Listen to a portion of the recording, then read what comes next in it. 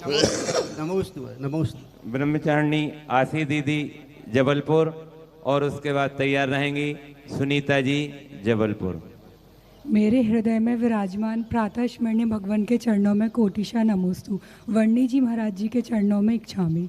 महाराज श्री, मेरी जिज्ञासा ये है, जब मंदिर में श्री जी की शांति धारा होती है, उसी समय कुछ व्यक्ति मतलब अभिषेक करने उसी टाइम पे आते हैं और शांति धारा के बीच में ही अभिषेक करते हैं। जैसे 3 पांडुक शिलाएं, तीनों पे श्री जी की शांति धारा चल रही है, एक पे भी अभिषेक किया, फिर दूसरे पे, फिर तीसरे पे, तो महाराज श्री उससे कोई दोष है? और बहुत बड़ा दोष है। जब शांति धारा चल रही है उस समय बीच में अभिषेक कदापि नहीं करना चाहिए, क्योंकि एक अनुष्ठान चल रहा है फिर दूसरा अनुष्ठान उसके अंदर करने वाले को दोष है। टोकते हैं और उसमें भी अगर वो नहीं सुने तो फिर क्या करना चाहिए? अब ठीक है, दुनिया में यदि सारे लोग समझाने से मान जाते तो हमें प्रतिदिन प्रवचन नहीं देना पड़ता। तो समझाने से तो हम नहीं समझते हैं तो क्या कर सकते। सुनीता जी जबलपुर, जिन्होंने श्री दिगंबर जैन संस्कारोदय तीर्थ में मुख्य मंदिर की पुण्यार्जक के रूप में संकल्प लिया है, ऐसी सुनीता जी जिज्ञासा कर रही हैं। और उसके बाद तैयार रहेंगे मनीष जैन लमेटा साहब। संस्कारोदय के प्रणेता पुंगव जी श्री को मेरा बारंबार नमोस्तु। क्षुल्लक त्रय को इच्छामी इच्छामी। हे महाराज जी, आगम में ऐसा आया है कि व्रती की असंख्यात गुणी निर्जरा होती है और अव्रती की नहीं होती है क्या? ऐसा मन में लगता है, और मैं व्रती कब बन सकूं, इसलिए आशीर्वाद चाहिए। अव्रती की असंख्यात गुणी निर्जरा इसलिए नहीं होती है क्योंकि वो सावधान नहीं रहता। व्रती जैसी व्रत ले लेता है तो 24 घंटे उसके दिमाग में व्रत घूमता है। वो भोजन करने बैठेगा तुरंत ध्यान रहेगा मैं व्रती हूँ, ये भोजन करना कि नहीं करना। वो चलेगा तो चलते समय सोचेगा मैं व्रती हूँ। वो व्यापार कुछ भी करेगा वो अपने व्रतीपने को ध्यान रखता है, इसलिए असंख्यात गुणी रचना होती, यत्नाचार आ जाता है। और आवृत्ति व्यक्ति कहता है हमारा कोई नियम थोड़ी है, हमारा कोई त्याग थोड़ी है, हम तो सब कर सकते, कुछ भी कर सकते। ऐसी जो बुद्धि उसके अंदर होती है वो असंख्यात गुणी निर्जरा से रोकती है। अब वृत्ति बनने के लिए तो कोई काल लब्धि तो है नहीं, जब जागो तभी सवेरा है, जब ले लो तभी है।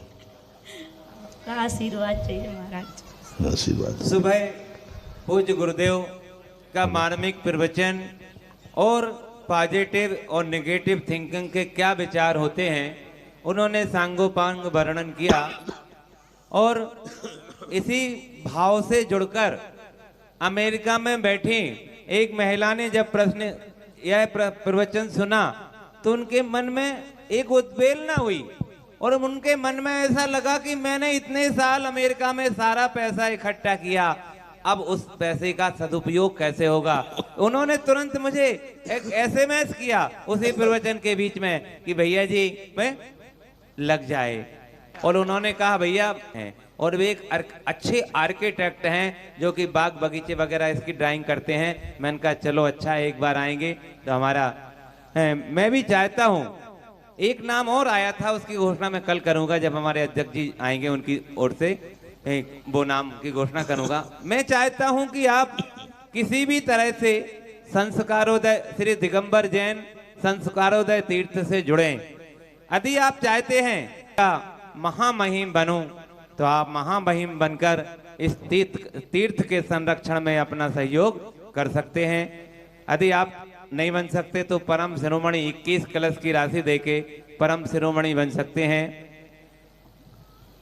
11 कलश की राशि देकर आप शिरोमणि बन सकते हैं, और यदि इतना भी नहीं है तो आप 1 कलश की राशि देके परम संरक्षक भी बन सकते हैं, और संरक्षक बन सकते हैं। और ये जो राशि है 5 कलश की राशि देके परम संरक्षक, और 1 कलश की राशि देके आप संरक्षक बन सकते हैं, और ये राशि आपको 4 वर्षों में देना है। आप एक एक वर्ष की एक एक किस्त देंगे तो पता भी नहीं चलेगा और आप तीर्थ क्षेत्र से जुड़ जाएंगे। और जब आप तीर्थ क्षेत्र से जुड़ेंगे और ये तीर्थ क्षेत्र बनेगा तो लाखों हजारों लोग जब इन प्रतिमाओं के दर्शन करेंगे तो उसका 6वां हिस्सा आपके खाते में जाएगा। मतलब लगभग 17.5% बैठे बैठे आप पुण्य को कमाएंगे। उसके बाद यदि आप चाहें तो पूरा संत भवन भी बना सकते हैं। यदि संत भवन पूरा नहीं बना सकते तो 11 कलश की राशि देके आप संत भवन का बड़ा कमरा और 7 कलश की राशि देके आप उसका छोटा कमरा बनवा सकते हैं। और 7 कलश की राशि देके आप धर्मशाला बना सकते हैं। और यदि आप चाहते हैं कि आपकी गौरव गाथा हमेशा बनी रहे और दूर दराज से जब हम गूगल में सर्च करें तो सबसे पहले संस्कारोदय तीर्थ का वह गेट नजर आए जिससे हम अंदर की ओर प्रवेश करेंगे और वह ऊंचा एक गेट बनेगा। उसमें 251 कलश की राशि देके आप उस गेट के निर्माण में सहभागी बन सकते हैं। और 101 कलश की राशि देके आप त्रिकाल चौबीसी, और महाराज श्री ने सुबह कहा था कि ये पहली त्रिकाल चौबीसी होगी जिसमें 3 शिखर होंगे।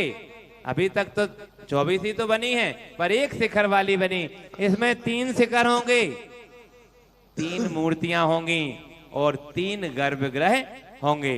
तो आप 101 कलश की राशि देके यदि आप चाहते हैं कि हमारी सामर्थ्य इतनी नहीं है तो 3 लोग भी मिलके एक त्रिकाल चौबीसी बना सकते हैं। वर्तमान की जो चौबीसी रहेगी उसमें 51 कलश और आजू बाजू में जो भूत और भविष्य की चौबीसी रहेगी उसमें 31 कलश का पुण्यार्जन कर आप क्षेत्र के निर्माण में सहयोग